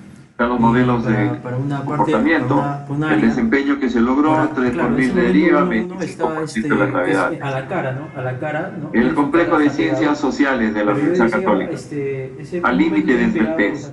No se pueden aislar edificios muy esbeltos. No es un tema de la altura del edificio, es un tema de esbeltez. Entonces, normalmente se dice que esta altura sea a lo más 3 veces el ancho. Para arriba. Entonces, para evitar que se traccionen los dispositivos en la base, se puso una losa de aislamiento en algunas zonas de 1 metro. No, eso sería está la distribución de dispositivos. ¿Por qué el SAP no lo toma? Y bueno, este es un caso importante también, es un ciclotrón, donde se pusieron solamente 6 dispositivos para lograr alargar lo más posible el periodo de vida. Sí. Y si hubieran puesto más dispositivos en toda la intercepción de muros o ejes, entonces el sistema de aislamiento habría sido más rígido, por lo tanto no habríamos podido lograr lo que queríamos, estirar mucho el periodo del sistema de aislamiento. ¿No? Eso es lo que sucede con los data centers, que son construcciones de un piso, 2 pisos, y se tienen que aislar, y lo más recomendable es poner el menor número de dispositivos, luego pues resolver con parrillas entre nacimiento y columnas, etc. En este caso, el análisis daba buenos resultados. Sin embargo, miren, al estudiar el entorno cerca al ciclotrón, hay amenazas fuertes. Es decir, en un terremoto grande el ciclotrón quedaría perfecto si no tuviera esta amenaza de que el vecino vaya, tranque el sistema de aislamiento y el ciclotrón quedaría en peores condiciones. Este proyecto ya no llevó a aislamiento. Muy bien, estamos terminando la charla. Muchas gracias por asistir hoy y quedo a sus órdenes para las preguntas que tuvieran. Gracias. Muchas gracias, ingeniero Alejandro Muñoz. Vamos a ver si podemos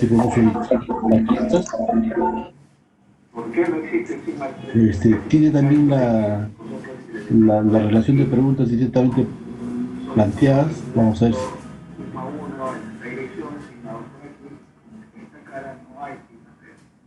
porque además es la superficie libre, ¿no? Ingeniero Muñoz, no sé si pueda dar una lectura a las preguntas que le han planteado sus asistentes a este curso. Actualmente modelado, tan pequeño que se asume que no existe un esfuerzo sin latente. Esa es la razón. Ya, hemos ubicado al ingeniero Abner Curi. Le damos la más cordial bienvenida, ingeniero Abner Curi. Buenas noches. Es uno de los primeros panelistas que vamos a tener esta noche. Vamos a darle hasta 10 minutos como límite de tiempo para que pueda hacer consultas, preguntas, aportes. Ingeniero Abner Curi, buenas noches.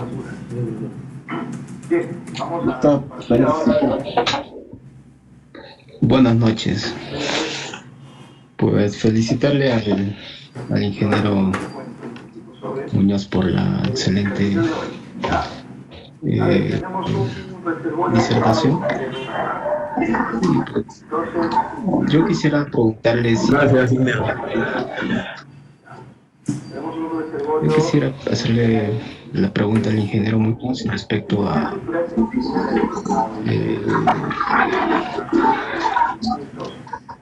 si este tipo de sistemas es obligatorio en los espacios públicos. Aparte de ello, también quisiera hacerle la pregunta respecto a que, por ejemplo, según el ingeniero Luis Bozo, que el ingeniero Luis Bozo es un destacado ingeniero peruano que realiza trabajos a nivel de Europa y Latinoamérica, donde por ejemplo los este tipo de sistemas como que tiene algunos inconvenientes en aspecto económico, y pues tranquilamente pues podría tener otro tipo de restricciones en el diseño de hospitales, las cuales tendrían una igual o mejor respuesta ante los procesos económicos, ¿no? Y pues eso sería la pregunta que le quería decir.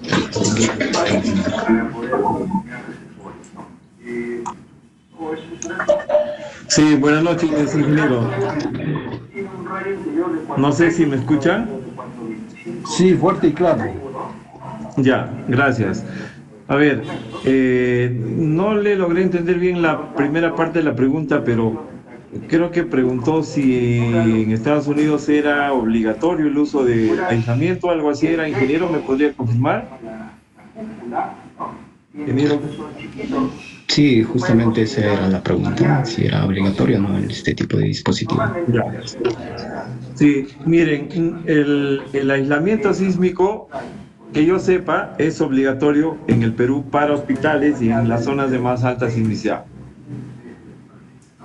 La razón se la voy a dar en un segundo, pero le digo que los hospitales en el mundo, en cualquier país con terremotos fuertes y que tiene posibilidades económicas de hacerlo, los hacen con aislamiento sísmico. Nuestros vecinos del sur, que tienen terremotos grandes cada 10 años, terribles terremotos, lo que hacen es usar aislamiento sísmico en sus hospitales, no porque lo exige una norma, sino porque la ingeniería de nuestros vecinos es lo que aconseja. En nuestro país, que somos un poco reticentes a los cambios, a la modernidad, si la norma E030 de diseño sismoresistente no hubiera hecho obligatorio el uso de aislamiento para hospitales, ingeniero, yo estoy seguro que ahorita no tendríamos tantos hospitales aislados como los tenemos ahora.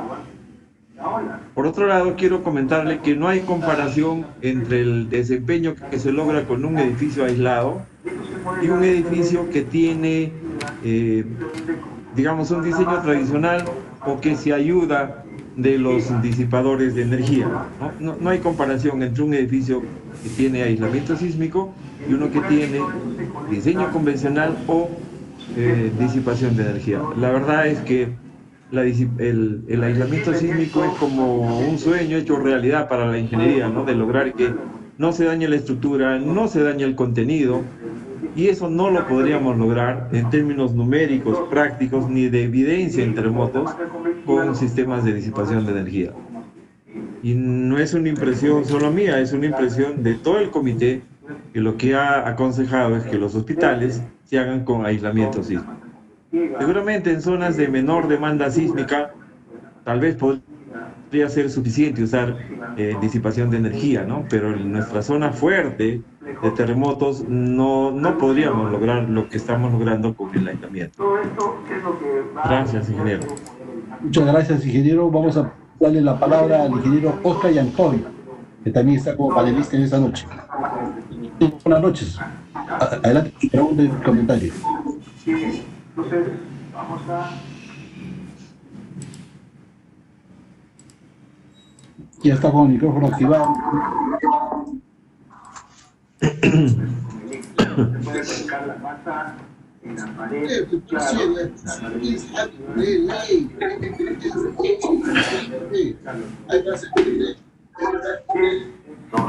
miren, vamos... Ingeniero, no se le escucha muy bien.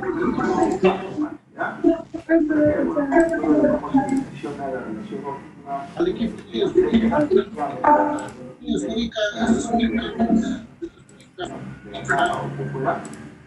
la flecha viene a ser vertical,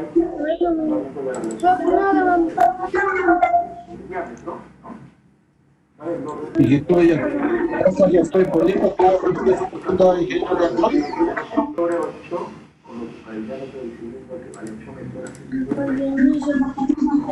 En todo caso, correcto. En realidad, pues hay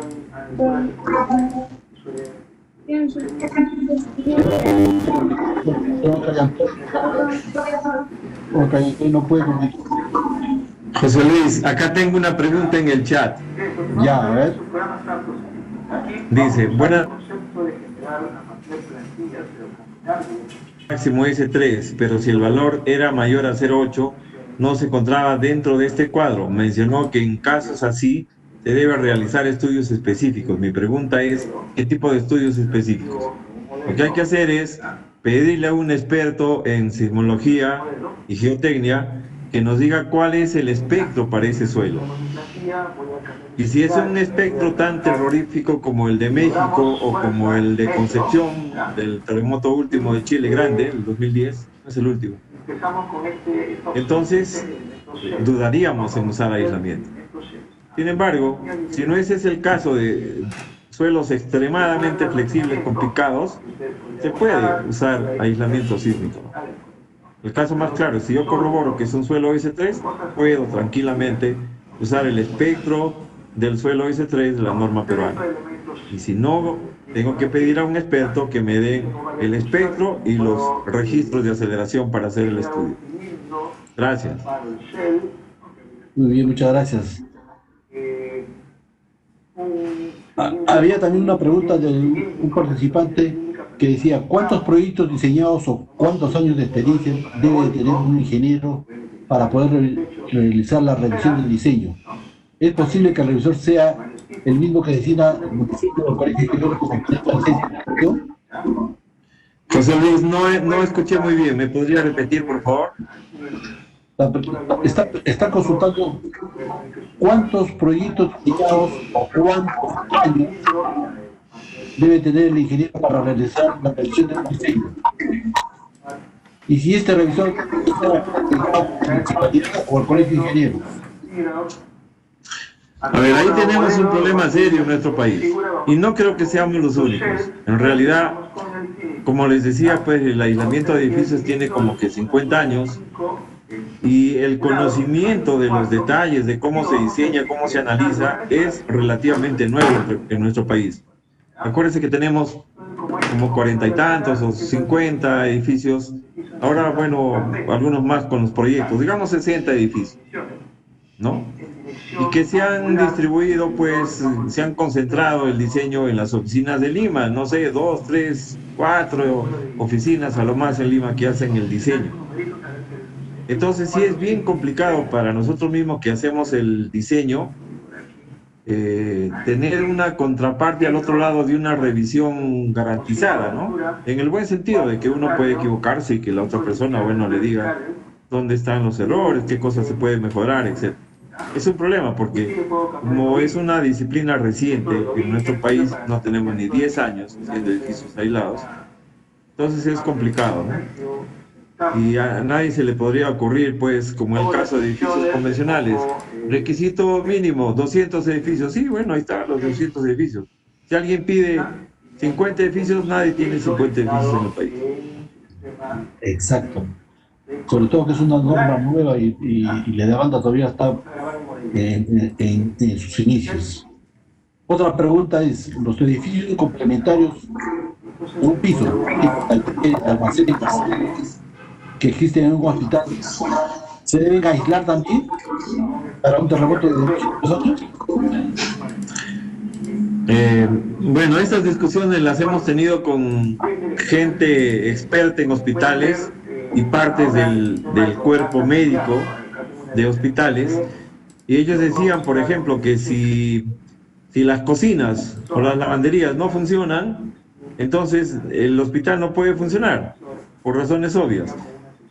Entonces lo que ha motivado esto es que se vayan agrupando las cosas en edificios, ya no de un piso, sino los servicios en un edificio más compacto, más alto, de 2 pisos, 3 pisos, y se han dejado las cosas que no sufrirían daño en un terremoto. Por ejemplo,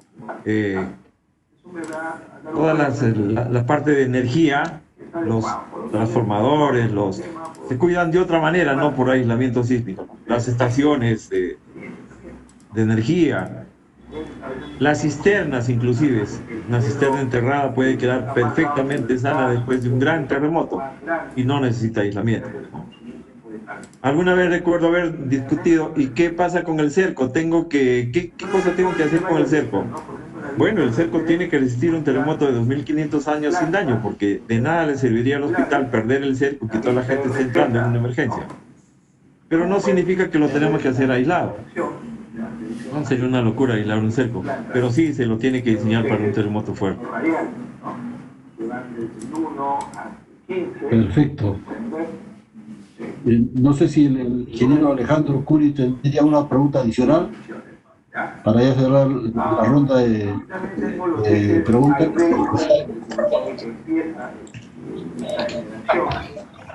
Pues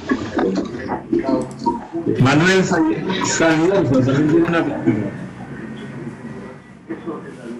con respecto a mí, no tengo ninguna pregunta, más bien felicitar al ingeniero, parece que es un precursor del campo del sistema, y pues eso nada más. Ya. Muchas gracias. Muchas gracias. José Luis, hay dos participantes que han levantado la mano, Mirela Michel y Manuel Zairosa. Ya. Bueno, le vamos a dar la palabra a Mirela Salazar. Mirela, te escuchamos.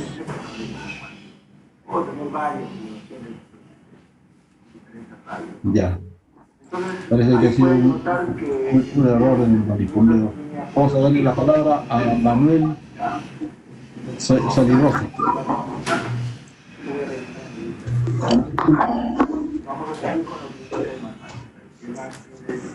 Manuel, adelante.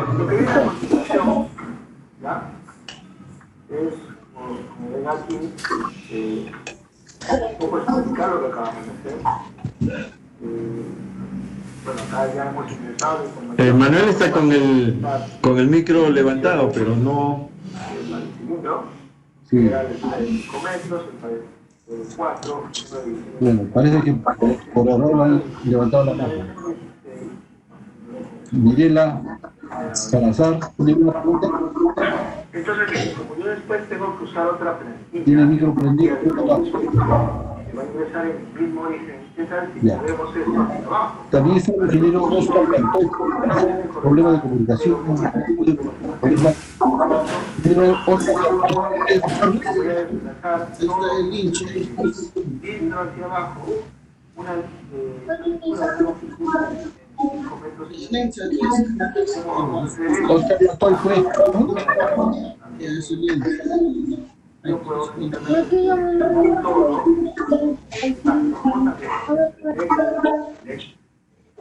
Bueno, tenemos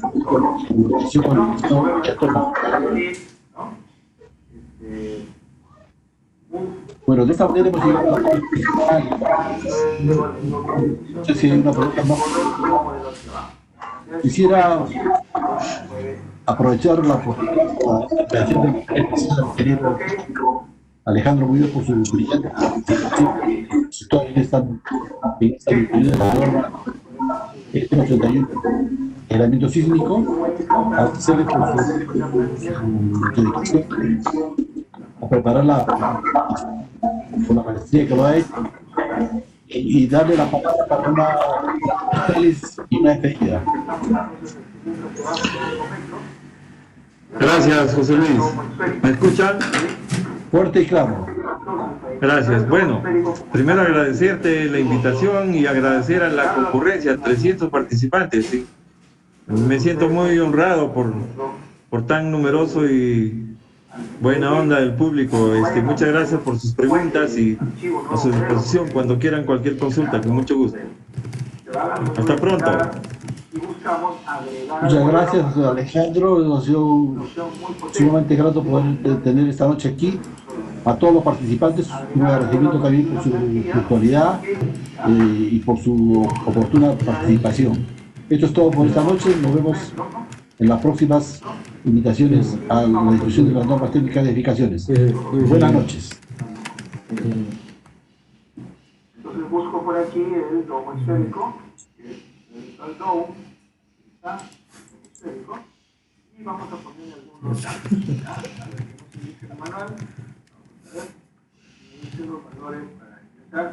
Bueno, resulta que este esfero tiene un radio más grande, de 8.5 de diámetro, y todo el radio, y lo vamos a dividir siempre en división angular en 16 partes iguales.